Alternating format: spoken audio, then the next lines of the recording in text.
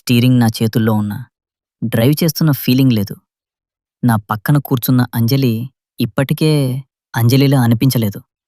3 రోజుల క్రితం మా పెళ్లి వార్షికోత్సవం. అడవి అంచున ఉన్న ఫామ్ హౌస్. నవ్వులు, ఫోటోలు, అడవి పంది మాంసం వాసన. అడవిలో ఒక పాత చెట్టు దగ్గర చిన్న ఇనుప బాక్స్.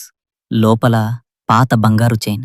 అంజలి మెడలో పెట్టగానే ఆమె అన్న ఒక్క మాట. ఇది చాలా బరువుగా ఉంది. రెండో రాత్రి నిద్రలో లేచి కిటికీ దగ్గర నిలబడింది. అడవిలో ఎవరో పిలుస్తున్నారు అంది. ఇంటికి వస్తూ రోడ్డు పక్కన రెడ్ సారీ లేడీ. ముఖం కనిపించలేదు, కానీ కళ్ళు మాపై. అంజలి కారాపింది. ఆ లేడీ లోపలెక్కింది. వెనక సీట్లో కూర్చుంది.